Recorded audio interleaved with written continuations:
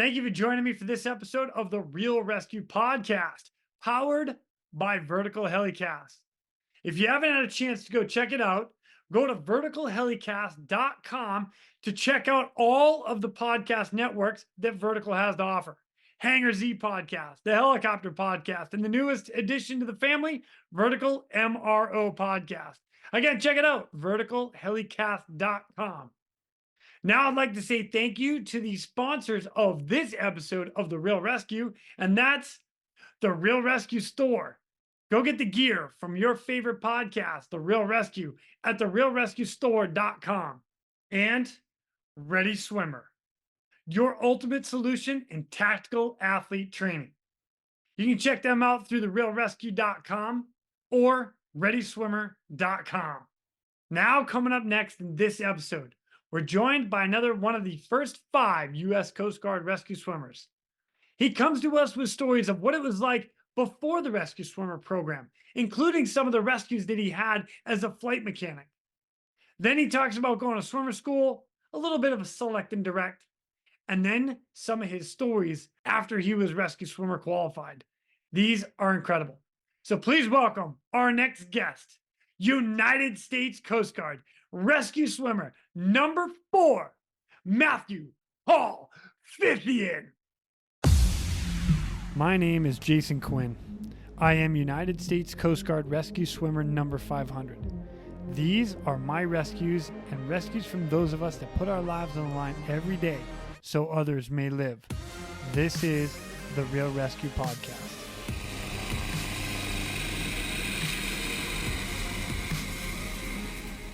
Ladies and gentlemen, welcome back to the Real ResQ podcast. Today, I've got another legend with us. I am super stoked. United States Coast Guard rescue swimmer number 4, Matthew Fithian. What's up, my brother? Thank you, Jason. Thank you for doing this podcast for me. And okay, get everything off to a start. I was born in 1955, and I had 5 brothers: Matthew, Mark, Luke, John, Paul, and Peter. We're all Episcopalians. We lived in Johnstown, Pennsylvania. Are you serious? Yeah. Well, way to be named after the disciples. That's awesome. Yes. And we were all dragged off the church. I was in choir, and I was an acolyte in the Episcopalian Church in Johnstown. My dad worked for Bethlehem Steel Corporation. Before that, and during all this time, he was back in when he was 21 years old, he was flying Hellcats off aircraft carriers in World War II. Oh, wow. So he stayed in the Navy as a reserve, and on weekend warriors he was flying.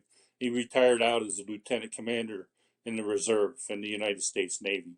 So I looked up to him. He was a real good father, and we belonged to a country club in Johnstown in Westmont, and we lived at 1122 Club Drive, and I was right across the street from the golf course.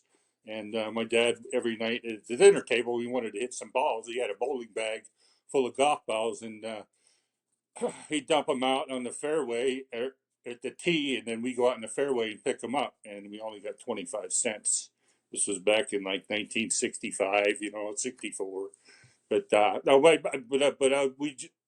at the country club, the Sunny Hannah Country Club in Johnstown, and I was on the swim team, and we swam other country clubs, and that's how I got my start and doing that. And then he got a job transfer from Bethlehem Steel in Johnstown to the Burns Harbor Mill in Burns Harbor, Indiana.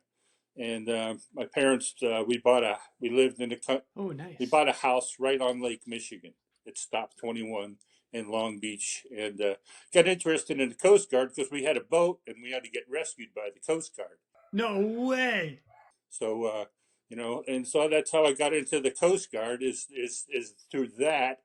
Plus, I was in Sea Explorer Scouting in high school, and they had a small boat Coast Guard station in Michigan City, Indiana, and I was interested in doing that. I said that's a pretty cool thing. But also during my time in 1973, before I joined the Coast Guard, I had a summer job working at the steel mill in Burns Harbor, Indiana, And I tell you what, I did not want to do that job for the rest of my life and be working in a steel mill. And it was dirty and nasty. So I said, nah. I said, the Coast Guard is kind of cool, And I said, I'll do that. So, and I was also distraught of how the Vietnam veterans were being treated during the Vietnam War. And I wore a POW bracelet all through high school. And I joined the Coast Guard to go to Vietnam to run the river boats and run the boats in Vietnam. That's what I wanted to do. What? And because I wanted to be a coxswain and do that. But when I was going through boot camp, I was also involved in honor guard. I got selected by a guy that just graduated from boot camp, and his name was Gary Parsons. He was working for Permanent Party, and he says, "Get your dumb ass up here, and you're gonna be an honor guard." And so I did that, and I got in the honor guard, and was spinning the rifles, and they put cleats on our shoes, patent leather shoes, and all dressed up. And on weekends we were doing different events, and before my 4 weeks of in boot camp, you're on a probationary period type thing, Yeah. and I was doing parades. We went to Philadelphia. We did a parade in Grand Haven. We also did a parade in Chicago, and I carried the national ensign. Nice. And I had another guy on the left side of me carrying the Coast Guard ensign, and it had two girls on each end of us that were holding rifles. And we marched, and we did a really awesome parade in Grand Haven where we're marching down the street, and the drill team's behind us spinning rifles, and we're all tapping and clicking our shoes with marching, and we're all in the sync. We had to come up in a median, and two of us went on either side of the median and walking down, and when it came back together, we're all in step, and the cleats and clicking and everything, and the crowd went wild when we did that. We're all in sync, yeah. Oh, that's so cool. So we worked for a BM1 bosun mate in Cape May, and he was really strict. Well, it was actually he was a chief, and he was real strict to us and everything. So yeah, I did that, and then when it came time for picking billets after graduation, I was picking with the PT and swim failures, and I said, "What the hell's going on here?" My company was Delta 91. It was one of the largest companies in Cape May in 1974. So my yeoman, he didn't like me, and he had me down as I failed my first week's progress test, and I had put in a special request to visit my mom's cousin that lived in Stone Harbor, New Jersey. So I went out there to study for this test, which I really shouldn't have gone because I did pass my test, but my chief told me in honor guard, he says, you failed this test. I'm going to have your ass. And so I studied my ass off sitting on the dock on an inlet waterway. They had a house right on the dock, right across the street from the yacht club. Oh, It was an awesome thing in Stone Harbor, New Jersey. So anyhow, I graduated boot camp, and then what I picked a billet was for Hawaii for further assignment. And I was thinking, everybody in Hawaii is wearing grass skirts and bikinis and stuff like that. So that's where I want to go. So hoping to get on a riverboat or what? no. They said when it came time to pick, and they says, well, Vietnam War is over in September 1974. So any of you guys that wanted to go under that program, we're not doing that program no more. I'm like, damn. So I was like upset about that. That's why I joined the Coast Guard to do. So then I went out to Hawaii. I worked for a BM1 bosun mate, Norman wait, so Black. you got out to hold on. You got your first pick out of boot camp going to Hawaii?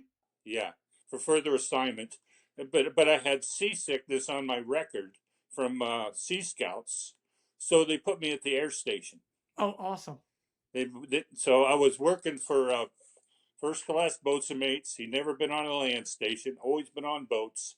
Didn't want to be there. I worked for Public Works. This guy, he had anchor chains tattooed on each wrist and tattoos up and down his arm. I went to downtown Honolulu to get a tattoo, but I never could decide which tattoo that I wanted to put on my body for the rest of my life. So I never had any tattoos to this day. Me So, neither. Hey, you're but a blank yeah, canvas. You and me both. have a blank cap. You know, Yeah. you and I could do it together So down in Desert. I'm just gonna throw that out there. yeah, we could do I don't that. think I'm gonna do it, Maybe, but yeah, maybe if there was a tent. I don't. Yeah, yeah. anyway, sorry. Okay, so I worked for him. We had stomper watches. We had a Detex clock watch where you put a key in. You had to go all these different stations. It was an all night job. But I fell asleep on watch and got booked. Had a lot of problems and stuff like that. When at high school, growing up, 19 years old, Yeah. joined the Coast Guard. I didn't know what else I wanted to do. My dad could have paid for my college education because he was making real good money. All my other brothers did, but I did. I decided to get away from my dad. He was pretty strict, real tough. So, but did that. Did mess cook duties. Also worked up in the wardroom. They were like month-long assignments. They had a riding lawnmower. It had like a swivel wheel. It was kind of like one of them sulkies Yeah. they cut grass with. It's got Yeah. that little pivot wheel on the back. Well, a bosun mate that was in charge of us didn't want us having no vacations when we were doing our jobs. So we took that swivel wheel off that lawnmower, and we had to work with a civilian gardener cutting grass for the whole air station at Barbers Point. And the slowest speed on that mower was walk fast. And by the time of the end of the day, your legs were like jello. They were just like oh, man, you're so tired. You just wanted to go to sleep. So I did that. I did a 2-year tour in Barbers Point. I put in for ASMA school at Barbers Point, and then I was striking at engineman, and then MK. They combined the rating from engineman and boiler tech into MK. I took the test for engineman and failed it by 2 points. Oh. I sent away to retake the test, and ASMA school came up, and I was in Holland, Michigan, on a small boat station, a 44-foot motor light boat station. The boat was 44382, and I changed my rating from a seaman to a fireman, and I started up the engines on the 44-foot motor light boat because I took auto trades in high school. I was mechanically inclined, kind of like so. I did that, and then we were on a couple different SAR cases, searching all night long for flare sightings. And this helicopter came out from Traverse City. It was an HH-52. He came out and did like a first light search in the morning. Finished up their search. We were out there on a flare sighting all night long. Yeah. And we always had to go every time a flare. We always went out, always searched, never found nothing. So I'm like, oh man. So this helicopter, he comes out after 2 hours. He says, well, call us back if you see something, but if not, finish up your search and have a nice day. And I was like, where the hell's he go? We've been out here all night long. It's like, well, they got to get fuel. I said, well, man, I said, after being out here all night long, that's what I want to do. I don't want to be on these boats no more. Plus, they didn't care if you were up all night long. They wanted to work you all the next day. They didn't give you no time off. They didn't have that, and like aviation did. So that's why aviation interested me. So I went to Lakehurst, New Jersey, and to go to the ASMA school because the Coast Guard didn't have their ASM school. So I did that, and then the whole time I was going through Lakehurst, New Jersey, I I said, when you graduate, you're going to Brooklyn, New York. Oh. So I was like, on my weekends, I was taking off and going out to Brooklyn and checking the area out and stuff like that, trying to find housing. Did all this just before I graduated from Lakehurst, New Jersey. My orders got changed, and I said, you're needed at Cape May Air Station. The first class was left, and the third class just made second, and he's getting to get transferred out, but we need somebody in there to sort of get things straightened out, and you're going to run the shop for a while until another first class comes in. As a third class coming out of school. Wow. Yeah, yeah. So I had to go to Cape May, and I drilled did dewatering pumps and life rafts, and I became a flight mech in the 52, and I had some really nice cases. And one of the cases we had was there was an A7. A couple Air National Guard pilots were doing bombing runs over by Stumpy Point, around North Carolina area, and the wingman lost his buddy. You don't know where it was. He was, and so we got diverted and we flew over, and there was pieces of this. What happened was a cloudy, overcast day, and he went in right into the water at full speed, Oh man. and his plane was disintegrated. And we were flying and hovering over scene, and all this wreckage was coming up from the bottom. And we did a platform pickup. I picked up the seat pan, and I knew what that was.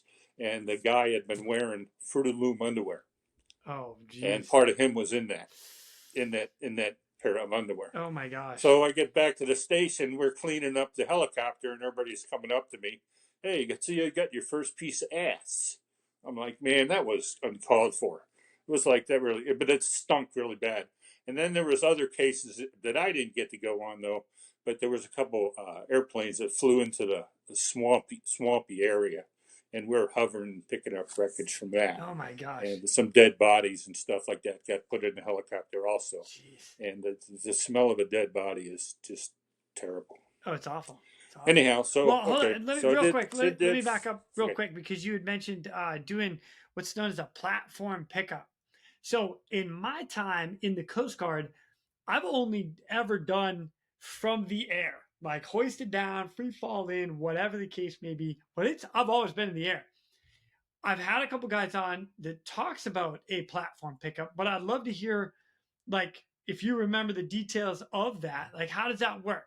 I know the H3 or H52, depending on which one you're flying on, they'll land in the water and they'll like water taxi over to the area. Then what? Well, it's the same thing. They have the same platform that's used in the H3. It was also used in the 52. It was a universal thing. It was a hinged platform that reaches out. Had a boat hook on the starboard right next to the door with all kinds of different items to use, like the Mark 25, day night distress flares, and the Mark 58 flares that were there. And on the starboard is where it's gloves and survival knives and different things and stuff you could. And we also put a thing on it and put a camera in there to take pictures of the different cases that we could have time in between the hoist. And the hoist was just just one steady speed. It wasn't like the H3 that has a variable speed hoist. It was just one speed up and down. Okay. And then had the override buttons too, the hydraulic override buttons, and the guillotine. They used the same hoist in the H3 as they did in the 52. And the 52 was also able to land on the water. And then, like every 10 hours, when it came back from a water landing, you had to go underneath and drain these bilge plugs and do all these greasing and stuff like that. A lot of maintenance done. Yeah. But and so I was part of that maintenance crew too. Oh yeah. Well, as an ASM at the time, I mean, you guys did all the life support, and then again on the hangar deck doing all the maintenance on the aircraft. And we hung out and turned the aircraft around and get it ready to go flying again. Being the flight mechanic. But like I said, so the platform pickup, if you don't mind, just walk me through how that works. Well, it's just it's clicked in. There's two things that are clicked into the deck, and then there's a cable that goes up by the door. It's like a safety cable, and then it just folds out, and it's just an extension of the door, and then you walk out on it, and don't raise the boat hook above your head. Oh yeah, that's what you were told. Don't raise it up because that'll hit the rotors. That would suck. And you'll go flying and probably kill the pilot. You don't want to do that. And then you reach out with a boat hook and then pull the person in and stuff like that. It's just an extension to go outside the door to pick stuff up and stuff like that. And we did different trainings and we had a tire, like one of the tires from the wheels, and we put an inner tube in it and inflated it and painted it red, and then at nighttime we put a strobe light on it, and then we threw it out the door, and then pilots would fly around and we'd land on the water, and they taxi up to it. They could see everything, and even though you were on hot mic and talking to the pilots what to do, how to maneuver the helicopter and stuff like that, and so did that. That was fun. That was fun. I never actually rescued anybody. We just did a lot of training with it, but we never pulled in, and we never pulled anybody in. In my situations, other people had the same thing. Gotcha. Did you get any other rescues as a flight mechanic? As a flight mechanic in Cape May, there was also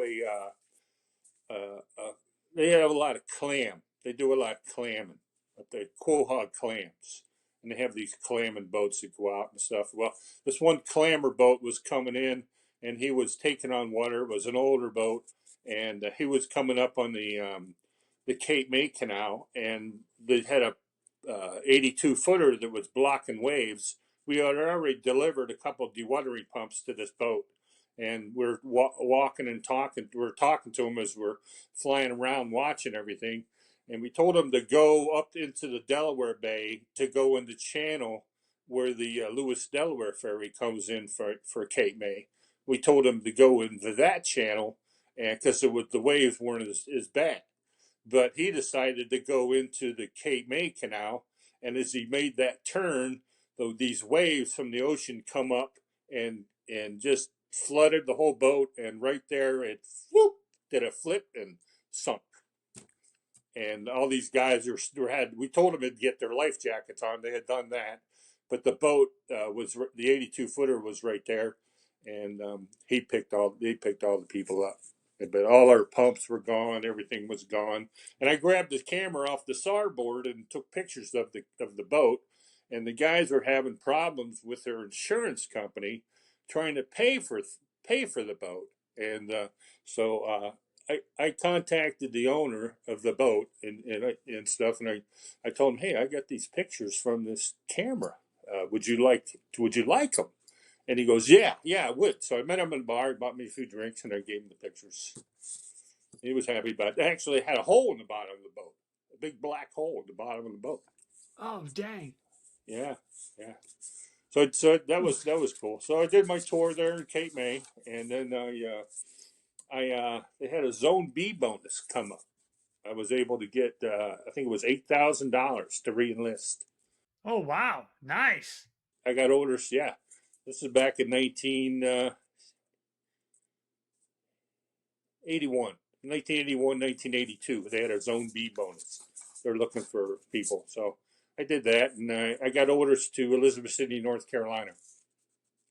And when I got there, they didn't have any 52s, so I was unqualified, and I had to work for the line crew, working for turn around the aircraft when they come in. Yeah. So I was like on line crew until I could get qualified in the as a flight mech in the HH-3F, and I really liked that. I liked being a flight mech in that helicopter. It was a really nice helicopter. We would take mechanics out to the frying pan light to service the aids to navigation. We'd land on the frying pan light ship, and flying out there, you see these huge manta rays, hammerhead shark schools. It was like, wow, this is wild. Oh, that's cool. Flying on this helicopter. Wait a minute. Where did you take them to? What was it called? Frying Pan Lighthouse. Where the heck is It was that? an offshore. It's out there off the coast of North Carolina. Coast Guard doesn't own it anymore. They sold it, and this guy bought it and turned it into a Airbnb. Get the heck out of here! You can actually take a helicopter flight, and you can stay out there on that lighthouse for any number of days. It's like an Airbnb. You turned it around. Oh, I'm gonna check that out. That's super cool. Yeah. Wow. Frying Pan Light. Yeah, North Carolina. Yeah. Okay. But yeah, so I became a flight mech in H3F, and also while I was in Cape May and in being a flight mech, they wanted you to be EMT qualified. So I went to Petaluma, California, a couple of times for the school. Oh, that's great. I tried going to the refresher school, but I'm not really smart type person. I just barely graduated from high school, so. So I was like more of a hands-on type guy, and that's what I liked about the Coast Guard. It's more like hands-on type things. Yeah. So, Get deep into it, whatever you're doing. Yeah. So I like that, and I did a few rescues when I was in before the swimmer program, and one of them I think, and then it was a couple afterwards. But there was one on they had a librarian freighter.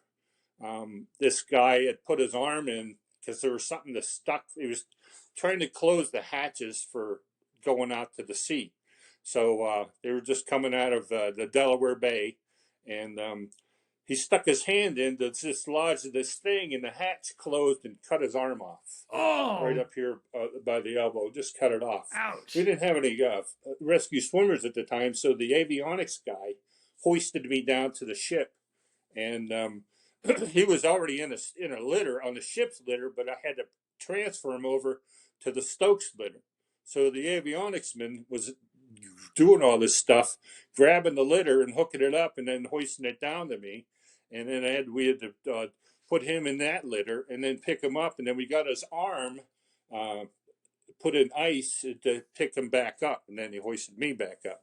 Oh my gosh. But before that time, before that time, he was already bandaged and stuff like that.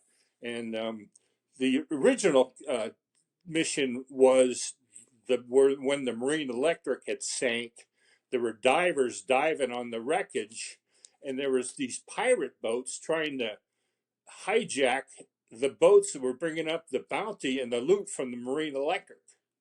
There was reports of these, so we were out there to go to search for these pirates that were doing this, and then we got diverted to the Starcase, and then it started raining and a thunderstorming, and then we we flew this guy up to Salisbury, Maryland, uh, dropped him off at the hospital to reestablish this, and we kept him alive. I was just giving him ice cubes because he was really thirsty. You know, you're not supposed to give everything by mouth, but I was just letting him suck on an ice cube or something like that. And I elevated him up, put him in shock and everything. So did that. We picked up the nurse and then tried to fly him back to Norfolk General Hospital to reattach his arm, but it was too mangled. They couldn't do it. So then we flew the nurse back up to Salisbury, and we're dodging these thunderstorms all over the place.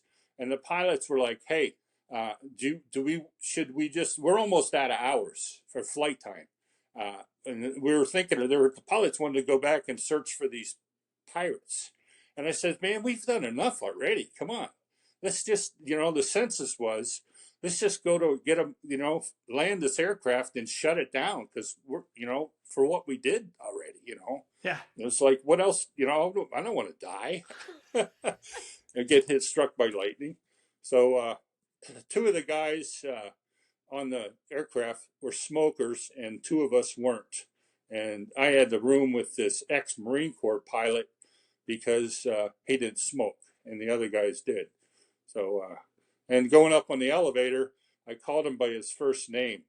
Boy, he just blew up on me. It was like Mr. Jones to you. Don't you ever call me by my first name. I was like, whoa. After all what I did today, you're going to go into that? So, yeah. But anyhow, that was another thing. Okay. Wait a minute, I've got multiple questions about this rescue. Let me back up to the first one. This is after the Marine Electric sank. So the Marine Electric, as a Yes. recap, is the Yes. reason that the United States Coast Guard said you have to have rescue swimmers. And actually, what I should say there is the reason United States Congress said Coast Guard, get a rescue swimmer program going. So that you were there, you were in East City when that happened. Like, Yes. wow. Yep. Standing duty. Yeah. I just got qualified in H3 as a flight mech about a year or two ago. I don't know when I got qualified there, but I was only on line crew for like a year, and I really didn't like doing that because when they stood duty, some of the guys were able to go home on their duty nights and then be on call. But me, because I wasn't qualified in any of the aircraft, I had to stay aboard, and I had to stay in the roundhouse barracks Got in the Elizabeth donut. City. Yeah. The donut. Yeah, Yeah. the big donut. All right, so you're there when the Marine Electric happened. All right. So now you're telling me that you guys are out because there was stuff on the Marine Electric that the pirate boats out there were trying to confiscate when it came to the surface? Wow. Well, there were boats out there that were diving down on the Marine Electric for the bounty and the loot and the safes and all that stuff. And then had some other boats while the people were diving down there. they were like jumping on the other guy's boats and stealing the stuff that they pulled up from the treasure, from the What? boats. And I so didn't. we're going after them people. What the heck? Yeah, yeah. That's what the original case was about. Dude, So what was we're it? over there to Do you know what the protect. bounty and what it was? I don't know any of this. No, no, they had money in the safe and stuff like that. They had a bunch of other stuff and stuff that they wanted to recover. So Oh dang! What? I don't know. Okay. So you guys are out Yeah, there searching for pirates and bad guys stealing other people's stuff and yeah, off the Marine Electric, which is blowing my mind right now, by the way. And you get diverted to a ship with a guy who has an amputated arm. Now here's like the how how are you getting down? Yeah, I was a flight mech on the H3, and we have the yeah, avionics men on the left side of us, and that was a normal yeah. crew with the two pilots in the H3. And I was EMT qualified anyhow from before, from being in Cape May and then being a flight mech, and they had EMT qualifications. So I said, I had the duty, put the ready heel on the line, and off we went. And I had the oxygen bottles and all that stuff. How do you get hoisted down? Are you in the strop? Yeah, yeah. I don't know if they hoisted me down in a strop or they hoisted me down in a rescue bed. I think they hoisted me down in a strop. Okay. I had the option of doing that, so I said, just put me down in the strop. That's fine, And the avionics man hoisted me down. I think his name was Tim Scheffler. He was an AT avionics technician, and I was with him on a lot of numerous cases, and he actually retired out as a warrant officer, and he was working in Fredericksburg, Virginia, I think it is, and he's working with the Merchant Marine issuing licenses department, and that's what he did. He was also a police officer, a deputy at a sheriff, whatever. I still keep in touch with him. Oh, that's He's a awesome. real good friend of mine. All right. Yeah. So So when you get hoisted in via strop or basket, you're like, we'll use multiple scenarios here. Ready? So you get hoisted in. You have two choices: to go down to the rescue strop or the rescue basket. They put you yep, on deck, and then at that point you go and assess your patient, and then get ready to load them up. And I got all that. Was that a normal yep, thing? Like back then? yep, yep. What? Yep. The avionics was trained on how to use the hoist in cases like that. That happened. Get the heck out of here! I did not know that. Yeah, yeah. And then I was thinking, like, I'm getting hoisted down to this boat. I sure whole hell that hoist does not break, and then I'm going to be stuck on this ship and trying to get off it and trying to get home somehow. I said I didn't like that. That's so funny to me. Like that's But half the stuff we do as swimmers. Like just get hoisted down to a boat and like yeah, go get somebody. yeah. Yeah. And then we already had rigged up the Stokes litter with the trail line, so that after I got on the deck, then he lowered the trail line to me, and then I was able to get the Stokes litter down to the deck of the boat.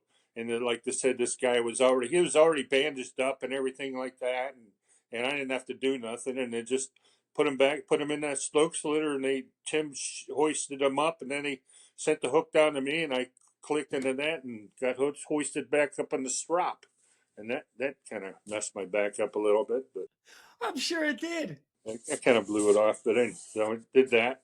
Did you guys train for that stuff? Was that like normal like Yep, requirements to do? yep, Like so you have minimums to get yep, hoisted down to ground or yep, boats or whatever? yep, yep, Oh yep. no We also way. had people that would volunteer at different times in the Coast Guard. We had seamen that was going into aviation, and we kind of used them as like, hey, you're going to be flying in the Coast Guard aircraft, and this is what you might have to do sometime. And then we need people like for night ops or whatever to hoist onto boats and stuff. And yeah, a lot of people didn't like being hoisted, but Well, yeah, you're hanging in a strop. It sucks. yeah. Yeah. Actually, what's one of the things I actually don't like is hanging from a strop. And for those that don't know, it's just a big cushion around a piece of webbing that goes literally underneath your armpits and just crushes you. That's pretty much it, and that's how you get picked up. So you get picked up underneath your arms, and it's anywhere between 15 and 50 feet. Yeah. Oh, thank God we have harnesses now. I love my harness. Jeez. Anyway, we're going to divert real quick to thank our sponsors, the realrescuestore.com. Your shop for all your podcast worthy gear. From comfortable shirts to cozy mugs, we've got everything to showcase your love for your favorite podcast. So what are you waiting for? Head to the realrescuestore.com and let your gear do the talking. Yeah. So let's go into like I think that's the only rescue I remember pretty much going on, and before rescue swimmer school. But yeah, like I got selected and directed for rescue swimmer school, and Did you really? Wait a minute, hold on. You were selected and directed? It wasn't a choice? No, it was what they said it was, whatever. But Yeah. no, it's just there was one of the guys. He was the instructor at the school, and they sent him down there, and he DOR'd in 2 days. Oh, shit.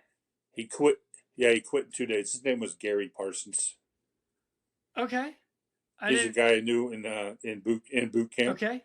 that selected me for honor guard. Oh, yeah. He was an ASM and school instructor, and then he DOR'd, and so I went down there under that, and I was a second class going through rescue swimmer school. They made me a class leader, and we had two guys that were reverted back, were dropped down from 2 weeks into our school, and they kind of sort of helped us. This is what you need to do. This is what you need not to do, and we go on these runs from the school command all the way to the back gate and back, and running in groups. And me being the class leader, I had to do everything first. They showed us how to do things, and then, okay, class leader, get up here and show everybody how it's done. And I'm one of them guys. I like to sit back and watch it a few times before I actually do it, you know. So they actually threw me into the blades right there as a class leader. So, but we done these long runs. I'm not a good runner, and I'd fall back behind, and the whole class would run as a group together. Sometimes they would run back and catch with me, and I'd run with the group again, and I'd fall back again. But I never stopped, and I never walked. I kept on running. I ran at a slow pace because I knew the rest of my group in my class, they were doing sit-ups and push-ups until I got back there. So I had to keep running. I had to get back to my family, I guess you called it. So I did that. So I graduated from that rescue swimmer. But the whole time I was going through the rescue swimmer program, they said, "When are you going to quit? When are you going to DOR?" I said, "Listen, I'm not a quitter. I'm not going to do that." Yeah, Matthew. And my mindset was like, I'm a swimmer. I'm going to be a rescue swimmer. I'm not a rescue runner. So, you know, the swim, put me in a pool. I'll whip everybody's ass in the pool. That's what I'm talking about. Yeah. Yeah. Yeah. So I enjoyed it. Got to Air Station Elizabeth City, and we did our program. One of the rescues I did before that, one rescue I did was that one Clammer boat guy, or a crabber boat. He had this pilot house on this big open boat, and it was about the size of a telephone booth. And this guy, his brother just got released from some kind of crazy hospital, Yeah. and he actually stole his brother's boat and ran it aground. And it was a freezing rainy night, and they said this guy's ran aground. The boat is out there trying to get him. We're trying to get him out of this boat. He couldn't get him out of the pilot house, so they hoisted me down to this boat, and he was yelling and screaming at me the whole time in the pilot house. He would not come out. I said, "Hey, we're here to rescue you. It's freezing cold out here. It's raining." They lowered the rescue basket down. He would not come out of that pilot house. He says, "Get off my boat. I got a knife. I'm going to kill you. Get off my boat." And I had to get on the PRC 90, which we had a radio to talk that helicopter. I was talking to them, and I said, "Listen, I can't get this guy out of this pilot house. You're just gonna have to pick me up." So they hoisted the thing down. I was a rescue swimmer at the time. They hoisted me down, picked him up, and then I was asking later on in the day what happened about that case with that guy. What happened there? He goes, "Well, the Coast Guard went out there in a boat. They tried to get him out of that cabin in the pilot house. He still would not come out of it. They had to go back and get his brother and put him on the Coast Guard boat, and then go back out there, and he finally got him to come out." Wow. But yeah, it was like that was a crazy night there. But I was slipping and falling all over the deck of the boat because it had been raining, and then the temperatures were dropping, and everything was like icy. And I was worried about the helicopter and flying up there because they're flying around this freezing rain. That's awesome. Wow, man. Wow. Yeah. I spent a lot of time in Elizabeth City. I really liked it. So then How long were you there? I was there about 6-7 years. I extended twice. Oh, wow. Yeah, nice. Yeah. Oh, Yeah, good I for wanted you. to go down to RSC. I wanted to work down at ARNSC, work because I had an ASM working with the civilians down there. But this one guy named Bob Clark, he kind of ruined it. He put in for special request time off, and they'd be at the Chiefs Club on the base Coast Guard there, Elizabeth City. He'd be in the bar drinking. That was the special request time off, and drinking beer. Oh, jeez. And so, but he would neglect a lot of his duties at ARNSC, so they did away with ASM billet there for quite a while. Well, darn it. That kind of, yeah, darn it, yeah. Wow, wow, So then wow. they said, well, you need the. So then I had that air medal thing going on at where I rescued the 43 people. We're gonna get into Anyway, that right yeah. now. Is this? Oh, Matthew, stand by, stand by. So, as a rescue swimmer, you earned yourself an air medal, and the cool part about this is because it's like fresh, and the swimmer program was really just up and coming. It's awesome. So let me read this, and then yes, I am very much looking forward to getting the backstory of this one. All right, here we go. Citation to accompany the award of the Air Medal to Matthew P. Fithian, Aviation Survivalman, Second Class, United States Coast Guard. Pastor Fithian is cited for meritorious achievement in aerial flight while serving as rescue swimmer aboard Coast Guard H-3 helicopter 1433, engaged in a perilous rescue of 43 people from floodwaters in Roanoke, Virginia, on the evening of 4 November 1985. Pastor Fithian was vital in the rescue operation as he was time and again the first person to contact with the survivors as he was lowered to the rooftop or building. Pastor Fithian organized the people, assuaged their fears, and led them to safe areas from which they could be hoisted to refuge. During one evolution, Pastor Fithian was forced to wade through swift, chest-deep floodwaters to dislodge a telephone pole in order to clear an exit, which he led 13 stranded women to safety. Pastor Fithian's poise during this operation was admired by the crew and contagious to the survivors. On his last hoist of the night, Pastor Fithian was hoisted aboard the helicopter while clutching a survivor's pet dog in his arms. His courage, judgment, and devotion to duty are most heartily commended in keeping with the highest traditions of the United States Coast Guard. Matthew, 43 people, 1985. You guys had just started. Oh my God. You literally, I gotta touch on some of this. This is awesome. Chest deep floodwaters dislodged a telephone pole in order to clear 13 stranded women and then hoisted the last hoist with the dog. What the heck? All right, Matthew, run it down to us, brother. This dog was a stray dog. It was an Irish setter, and it stunk so bad. It just smelled, and I was wearing a dry suit when they hoisted me down, so I was like just reeking of old dog. When we took everybody, we hoisted the floodwaters, flooded the whole town of Roanoke, Virginia, to the river, And some places they dropped me off to. These people were. It was a power station. It was all brick, huge building. It wasn't going nowhere, and they were all safe. They said, "No, we don't need to be rescued. We'll just ride out the storm here. We got plenty of food. We got plenty of water. We're just going to hang out here." So they did that. But then they hoisted me to other people, and then we flew them up to the airport. It was on higher ground in Roanoke. That's where he dropped them all off.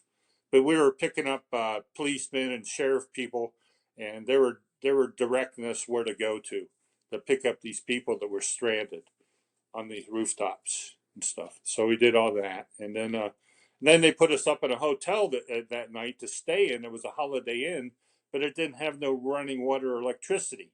So I'm trying to like go to the bathroom. I didn't want to use the bathroom in the room, so I went into the lobby, and all the toilets they were used, but you couldn't flush it.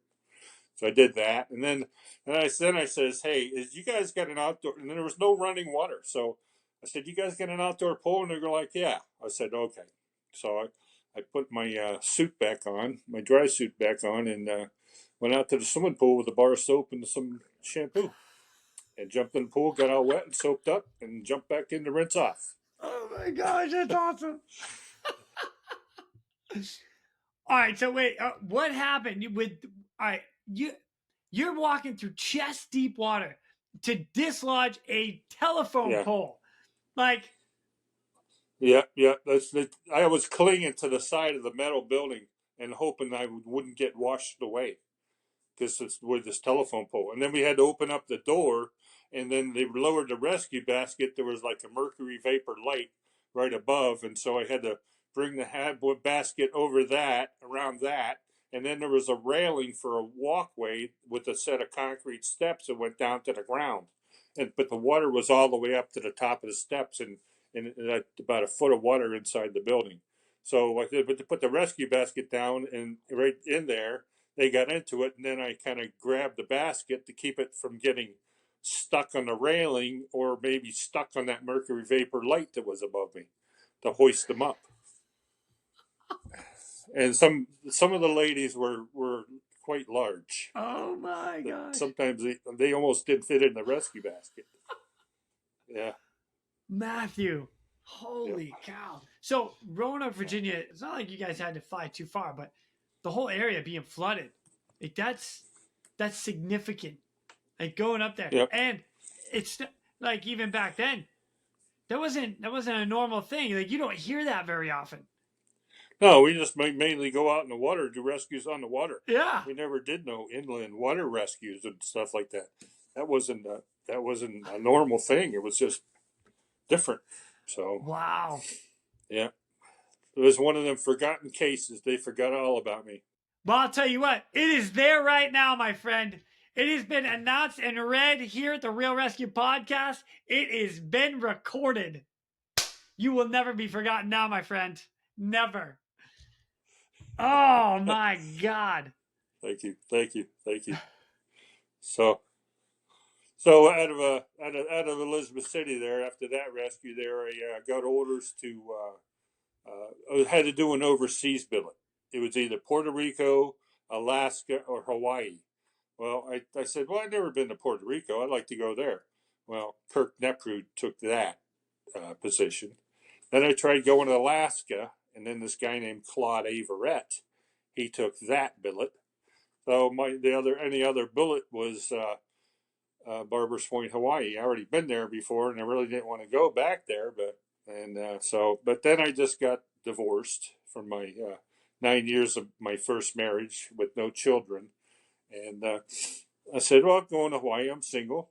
Check it out. Maybe I might find somebody there." So when I got there, all the seamen and airmen and stuff like that were at the air station were married, and they were taking the housing billets.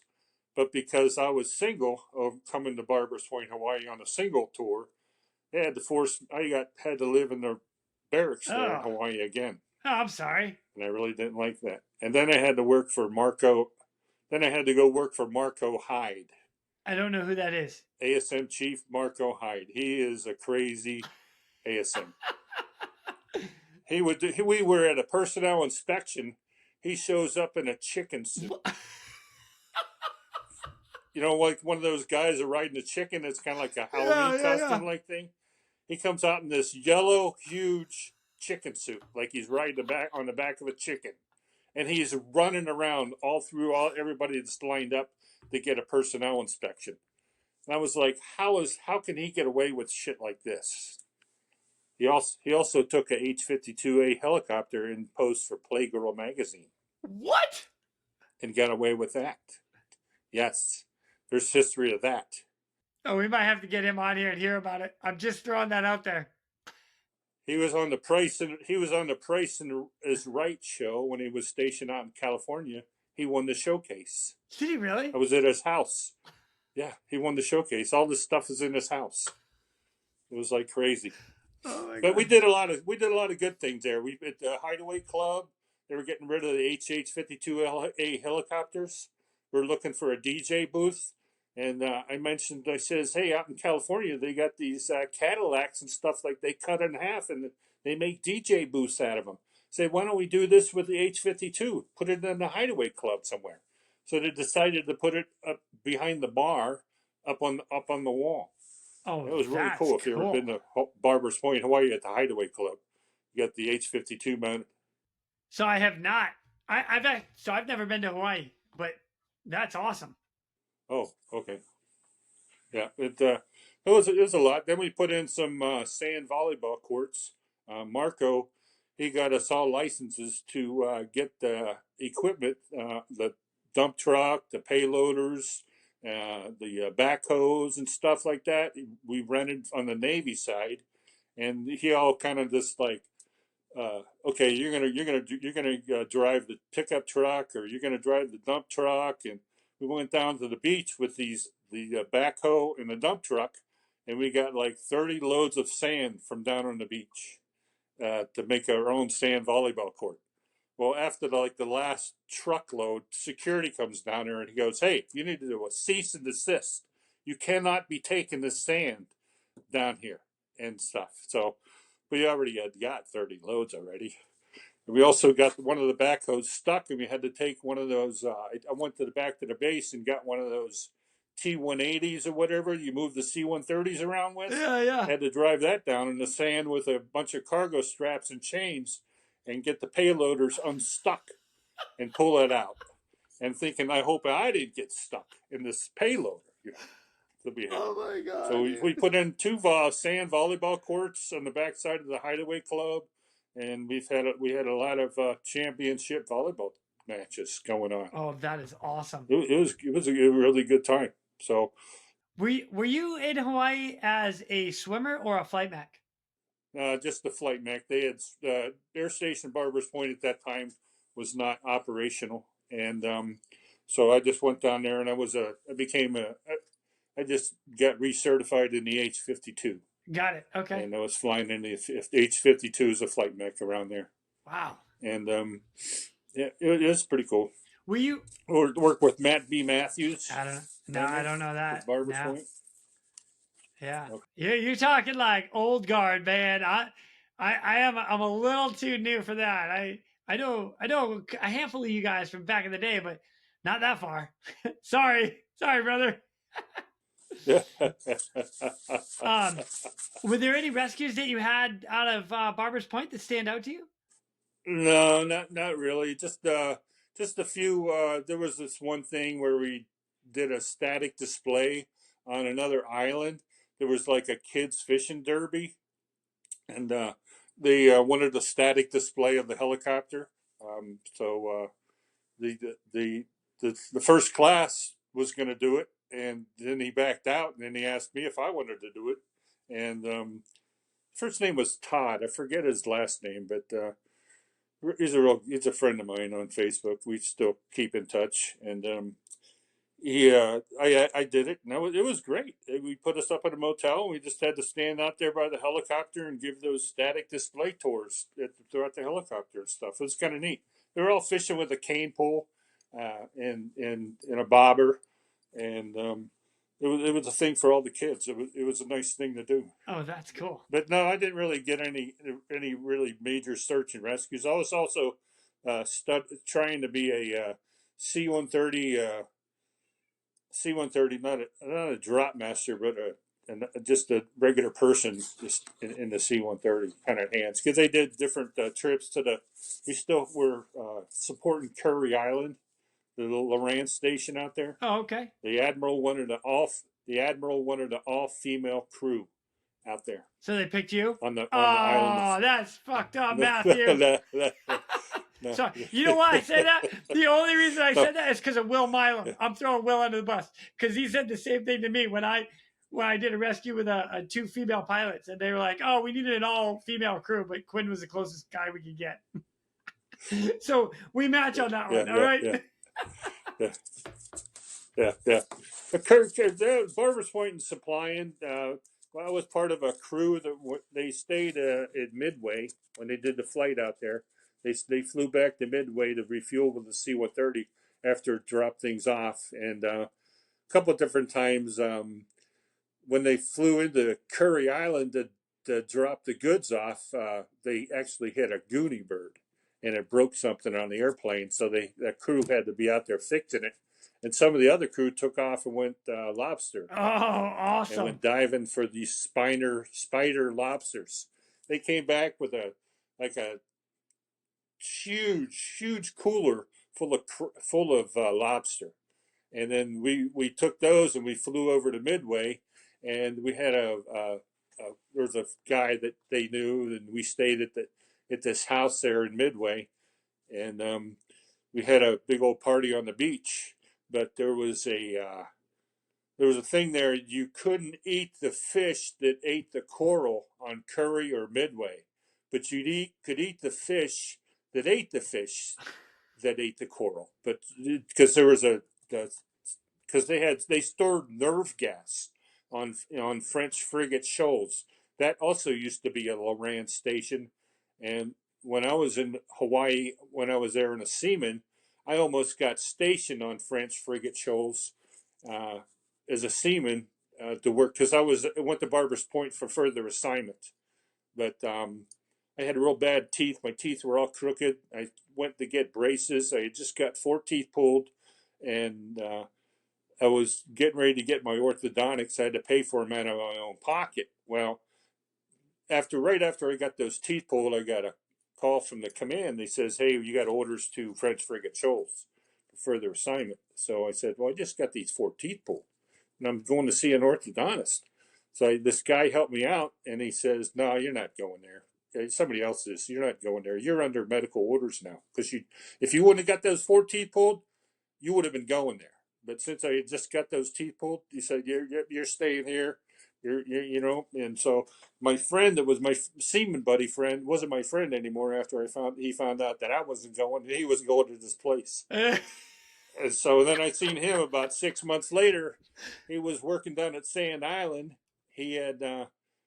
I said, "Hey, how come you're here? I thought you were French frigate shoals." He says, "Well, they kicked me off the island." I says, "What'd you do?" He says, "Well, the captain of the base wanted to beautify the island, so he got all these palm trees, and we planted all these palm trees all over the island."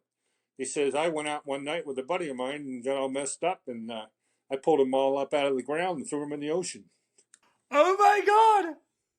And so he was being discharged. He was being let out of the Coast Guard. He was working in Sand Island, and yeah, he did that. But so that was back in 74, 75. But going back to back to Barbers Point in my second tour, I met my second wife, and we've been married over 35 years now. Wow! Congratulations, man. That's awesome. And it was an instant family. She had 2 girls that were 5 and 2. Excellent. And they were beautiful girls, and it was the Coast Guard's all about family, and then we had a son together. Oh, he's 35. Yeah.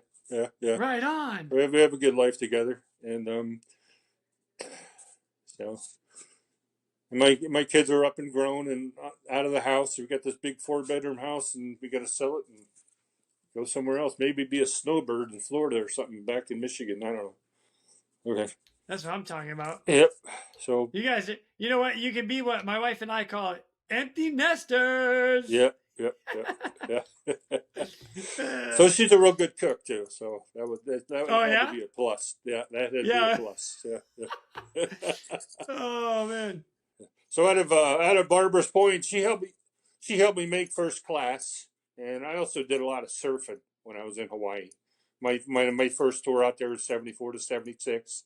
I was walking along the beach, and they had these houses that you could rent for the weekend. And down there at the officers' beach, they had an officers' beach and an enlisted men's beach, but the officers' beach had the better waves, and you could surf on any wave coming in. And I surfed on a longboard, like a 8 foot or 10 foot longboard, and I surfed on that. And then when I went back there for my second tour, I bought an 8 foot thruster. I had one made and stuff. So it was we found this guy that lived on the North Shore, and he custom made surfboards for people down in Pearl City and for the big surf shops. But you could also order one from him on the side, and it was like $100 cheaper. So I said we did that. So a couple of us, we ordered a couple of surfboards, and I sold my surfboard. I actually traded it for a 15-speed mountain bike. Oh nice. When I was going to Traverse City for my next tour, there's no reason to take my surfboard, so I traded it for a mountain bike. So yeah. That's a pretty decent trade. Yep.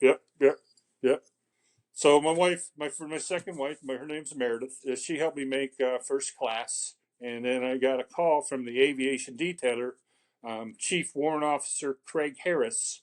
He used to be my watch captain when I was in Cape May, New Jersey. So he says, "Hey Matthew," it says they got 2 billets opening up for a rescue swimmer going online, Traverse City, Michigan, or Cape May, New Jersey. Where would you like to go? So my wife, she was from Flint, Michigan, so I said. So where would you like to go? I got these orders. And she goes, we're going to Traverse City. That's where we're going. I said, okay, fine. That's fine with me. So I went back and I told him, I called him back up and talked to him. And he says, yep, I'll punch you in. I'll put you down there for Traverse City. So I got there and had a fun time there. Had a good time there out of Traverse City. As a swimmer or as a flight mech or both? As a swimmer. Yep, as a swimmer.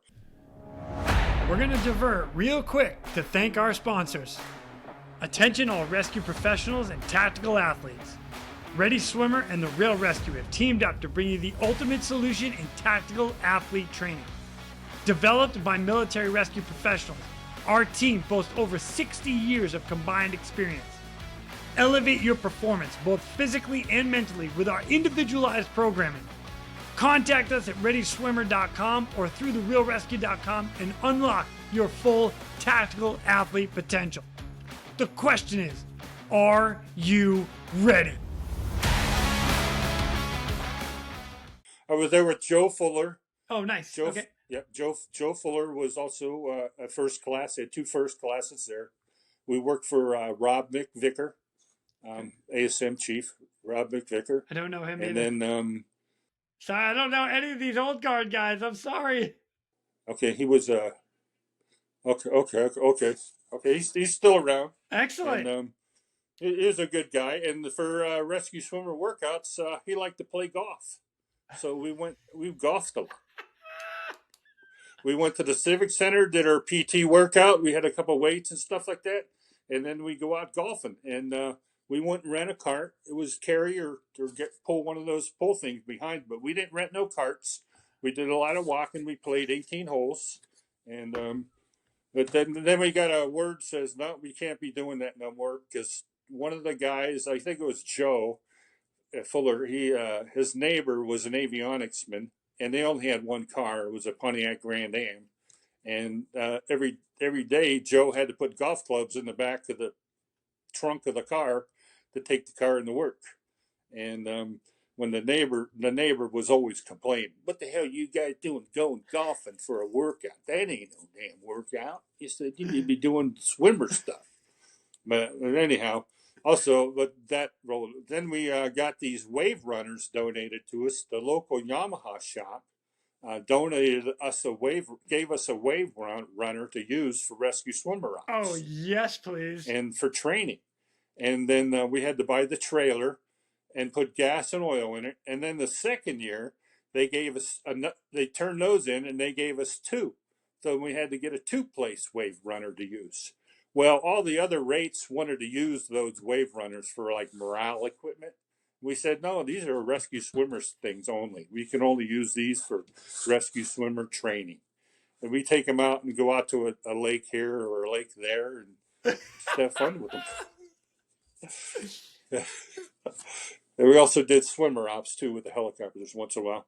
Of course, of course. Yeah, hey, you gotta follow the rules once in a while. Why do we have it? Rescue swimmer ops. Yeah, but when I was in Traverse City, they had the HH3Es to use. That's what they had for helicopters there. Okay. They didn't have the flotation bank on the outer sponson. That was the only pretty much difference. Oh. Instead of the HH3F. So could you not land that? They could also land on the water. It was just like the HH3F, but it was the E. It was called the E model, and it didn't have the flotation bag sponsons that you couldn't inflate if it landed or crashed on the water. Oh. And then after that, then we got H60s. And then I got to meet Sergei Sikorsky came up there to Traverse City, and I got to meet him in person, and that was cool. The Mr. Sikorsky? Yes, the Mr. Sikorsky, Sergei. Yep. Wow, that's cool. And then, yeah. And then I don't know where was it. Well, while you were in Traverse City, because you were standing up the rescue swimmer program there, did you guys did you have any rescues while you were there? And like, what was it like getting that ready? Because there was a lot of things about that with deployments and stuff, especially when winter time comes up and everything freezes over. What was that all like? Yeah, they just like we had to get qualified for the swimmer for all we had to do was get wet. What they did is they took us out and they kind of teabagged us, hooked us all up to the harness, and then put us down and got our feet wet, or immersed all ourselves in the dry suit that we had to wear, and just dunked us in the water and then detached from the hook and then pick us back up with a hook, And we also did a couple of water rescues in the cold bay. We used the wave runners for that. And we're just doing it. They wanted a boat out there. We couldn't get a boat, so we said we'll just use the wave runners, We just stored them inside in the hangar deck on the trailer, so we didn't have to winterize them. So, nice. We used those for that, and that qualified us for the flight pay and the pro pay. Like when we started out the program, Larry Farmer said, we started, you guys ain't getting no pro pay, just getting flight pay. That's all you guys need. You don't need that pro pay. And then when he stepped down and that new chief took over, then we started getting pro pay. Which is now it's called, well, now what I know it as is hazard duty pay. They call it, like, I don't know. Well, obviously it was like, swimmer pay, but it was the hazard duty for the extra. So we get flight pay plus hazard duty pay. So one of the things about the military, you get a basic salary, and then as you have different jobs or different things, or you do different things, you get additional payments here or there. Like, I think the boys that get underway, they get underway pay. I don't know, but anyway. Yeah. So I didn't have any major rescues in Traverse City. We just did some like Hurricane Hugo. We got a helicopter. We were diverted down there to help out operations down there. Yeah. I was part of the crew for that. Right on. I got a unit accommodation or emeritus unit accommodation or whatever for that. And we went down there, flying down there, down there, and there was a senator that needed to get to his house, and he actually kicked us all off the airplane and just took the flight mech and the avionics men and kicked me off, and took the two pilots, and they flew him and his wife to his house out there on one of the islands. He had to get it some information. The bridge was out, and so he had to get some documents out of his safe in his house. And they left me at the airbase for a while, and just did a lot of flying around. But they didn't. I stayed in the motel most of the whole time I was there. They said, "Well, we don't need you. We're just flying around. We're flying all these big wigs around in a helicopter. We don't even need you. So all day long, I was like getting the beer ready and getting the ice chest cooled down for when they came back to have a couple beers, you know. Oh And then there yes. was a lot of paper pulp mills in the area, and it stank like a dirty diaper, you know. The smell was, you know, a lot of people don't like that smell. It's the paper mills and pulp mills, Yep. and some people say it's a good smell because it's the smell of money. There's money to be made there, you know. So Oh, yeah, dang man. so I did that, and then I got then I had I needed to do a tour, I guess, in L.A. They says you need to do. I got two L.A. choices for you. The aviation detailer. It was like Lower Alabama or L.A. California, and that was right around the Rodney King beatings. Oh, And I says I do not want to go to L.A. I chose Mobile. Matthew, how long were you in the Coast Guard? I was in the Coast Guard 22 years. So you retired out. Oh, that's awesome. Yeah, retired out. I was trying to make E6, E7, I mean. Okay. I was on the list. I was like number 35 in the list. They're only making 6 or 7. Yeah. I got hit under that higher tenure program, Ah. and they kicked out too many qualified people. We had just got those new 860 Jayhawks, Yep. and we sent the ADs and the ATs and AEs to the specialty schools to work on the helicopters. But they kicked them guys out too, and had to hire them back as civilian contractors to work on the aircraft Oh wow. because they didn't have nobody to work on them. Oh my gosh. The engineering officers tried to tell the commissioned officers, like, "Hey, you can't kick these guys out. We need them." And they're like, "No, no, we need to kick them out. We need to kick them out." So they ended up spending more money. Uh, you know, they're trying to save money with the higher tenure program because they had a lot of E78s and E9s that had 35, 40 years in. They were sitting behind a desk and nobody could advance. Oh yeah, yeah. And so I was on that list for 2 years, and so it's like hit under that higher tenure program. You had to get out. So I went to school. They gave me time off. When I went to school, I got my a CDL license in Driving Mobile, trucks. That's what I'm talking and about. I retired in 2019 with a Teamster pension. So I got a Coast Guard pension. I got a Teamster pension. I'm on 60% VA disabled, and I'm on Social Security. I don't have to work anymore. Yep. Yep.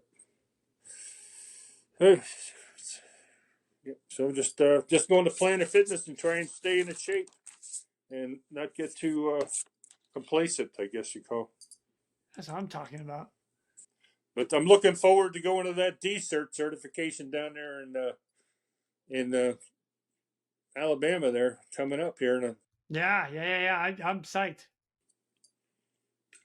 Matthew, this has been amazing. Thank you so much for running me through your career, your rescues.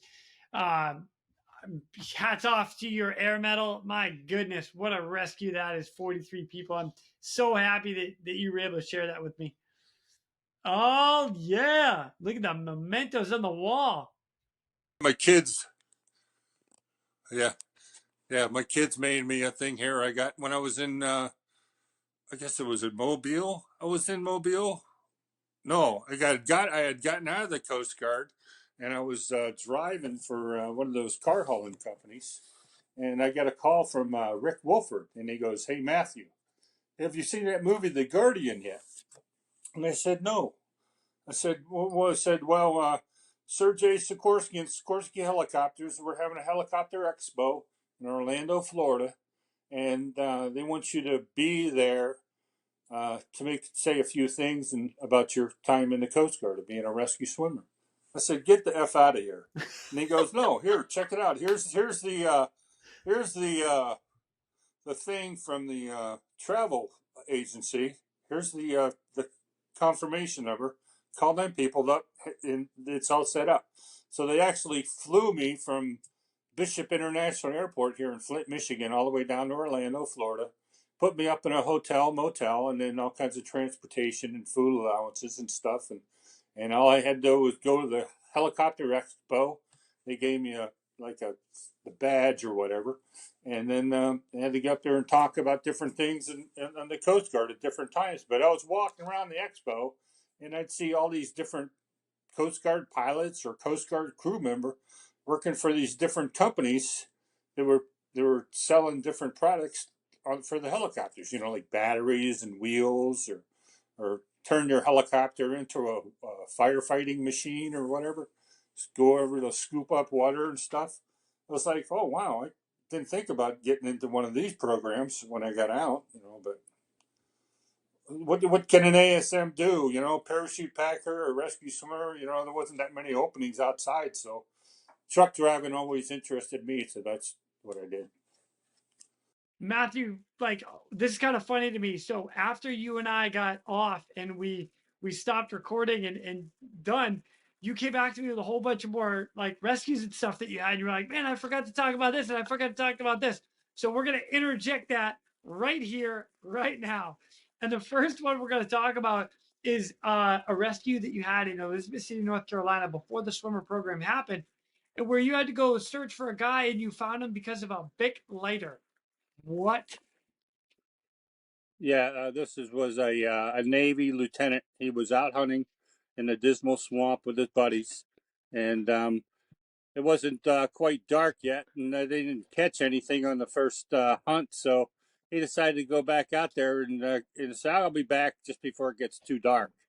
Well, he went out into the woods and he lost his sense of direction. I don't know if he didn't have his compass on him or what, but he was like totally trying to get out of there, and he didn't know which way to go. And so we got this call, put the Ready H3 in the line. I was a flight mechanic at the time before the rescue swimmer program, and my avionics men were out there looking around, searching at night. We had the night sun on and looking everywhere, and then we decided, hey, we'll just turn this night sun off, and since we can't see anything, and then all of a sudden, when he did that, then I saw this spark out the side of the window and or the doorway. I'm just searching, and it's like I vectored the helicopter around to like the position where I saw this spark, and there he was. He had a Bic lighter, and he was flicking that.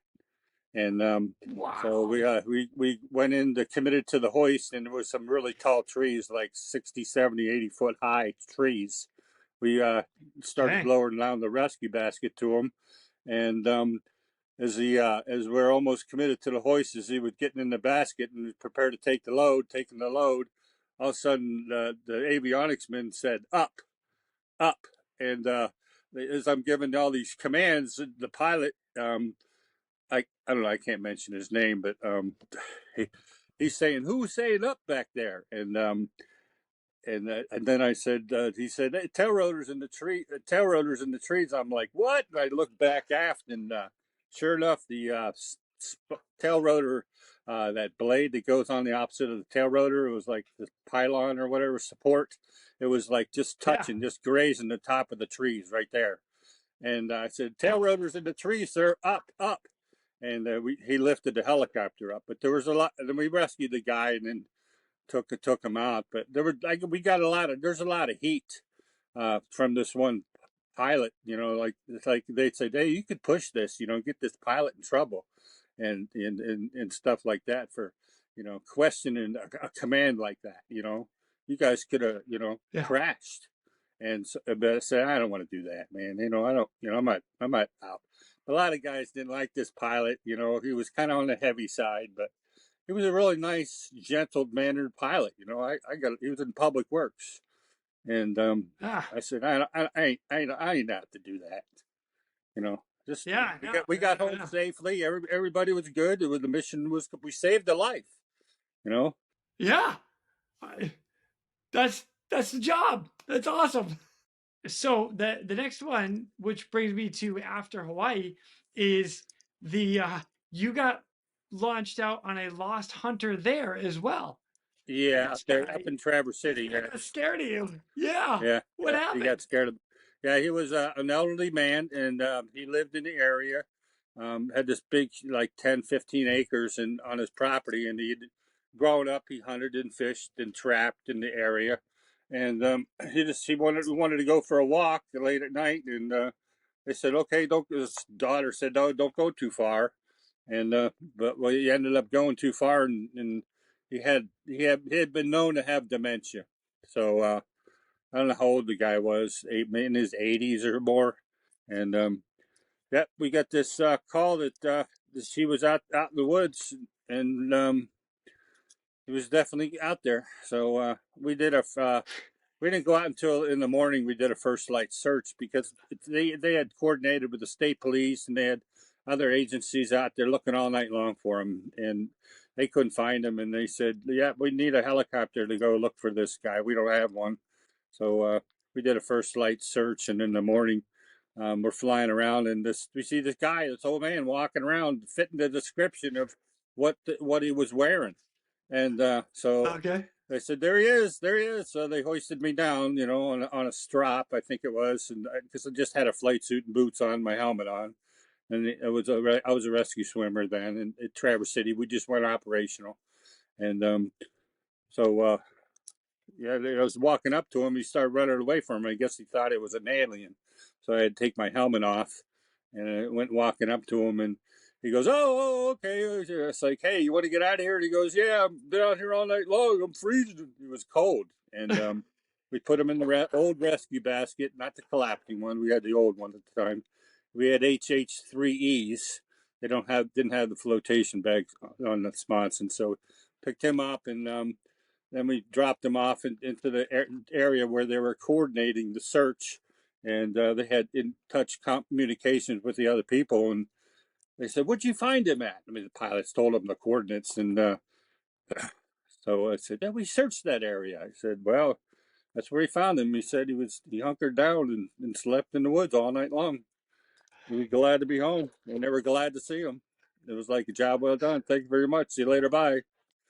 That's all I heard of it. I don't know if I got a better accommodation or a unit accommodation. I don't know. Got one of those like little, like, "Hey, thank you for rescuing me," whatever, or him or whatever. Move Pull on out to the the point next. and then Move on to the move next on to the next one. one. Oh man. Yeah. Oh Matthew, this is great. This is great. Thank you so much for letting me drop this in. And now we're gonna move on to the closing, and you get to give your final stuff. So here we go. Matthew, my goodness. Thank you so much for just all this, the stories in your entire career. This has been absolutely amazing for me. Thank you so, so much. Um, I'd like to ask you one more question before I let you go. And it's something that I like to ask at the end of every podcast. And that is, if you had a piece of advice that you would pass on to everybody from everything you've done in your career and in your life, what would it be? So I was one of those procrastinators, and I just held back, and I didn't advance, and I would say to advance as fast as you can. Don't don't stay idle. And I stayed idle. I was like a almost a 4 year seaman, and then I was happy being an E3 and an E4 for almost 10 years, and then I was an E6 for like almost 10 years, and I really didn't get on the wagon to start to advance when I found out about this higher tenure program that was coming out to kick you out. And the Coast Guard was my life, right out of high school, and I didn't really go to college at all, and it just was a total blow to me that I had to get out. And if I'd have made E7 a lot sooner, I would have probably been able to stay in. But yeah, and it's just high school education. That's all I have. I have maybe a few. There's not too many schools for the Coast Guard. Sew Machine Repair School in Chinook Air Force Hey, I've Base, been to that. or EMT And I've school. been to that. That, that's about it. And fact of the matter is, you passed rescue swimmer school to help begin the program. Like that right there, my friend. Do Yeah, not push that away, because that set something in motion for all the rest of us to follow you. And I can speak for all of us to say thank you for that one. Thank you for not quitting. Thank you for driving on, and thank you for being a rescue swimmer. yeah. I loved it, man. I'd fly around the helicopter in the H-52 with the door open, and one of the things we did in Cape May, we had these oil patrols. we take off from Cape May. We fly down the coast of Delaware and all the way down to Baltimore on the coast looking for oil spills. We fly around Baltimore. Then we fly up to Philadelphia and fly around the Coast Guard to look for oil spills. It was called an oil patrol. And it was just actually it's just a one pilot flying the helicopter, and me in the back so it was just two of us sometimes, and sometimes they would take another pilot, and it was great. And one of the Go. Now it's time for me to pull chocks and take off. But before I go, I'm always looking for the memorable rescues that people have done. If you have one that you're willing to share or know somebody who has a story, please feel free to reach out to me. I'd love to highlight it here at the Real Rescue. For everybody that is standing by for that SAR alarm, remember, those in distress are praying for a miracle. They are going to get you. So until next time, fly safe and swim hard. Thank you for joining me today here at the Real Rescue Podcast, powered by Vertical Helicast. We'd also like to say thank you to our sponsors for this episode. The RealRescueStore.com, your shop for all your podcast-worthy gear. From comfortable shirts to cozy mugs, we've got everything to showcase your love for your favorite podcast. So what are you waiting for? Head to the RealRescueStore.com and let your gear do the talking. And attention all rescue professionals and tactical athletes. Ready Swimmer and the Real Rescue have teamed up to bring you the ultimate solution in tactical athlete training. Developed by military rescue professionals, our team boasts over 60 years of combined experience. Elevate your performance both physically and mentally with our individualized programming. Contact us at ReadySwimmer.com or through TheRealRescue.com and unlock your full tactical athlete potential. The question is, are you ready?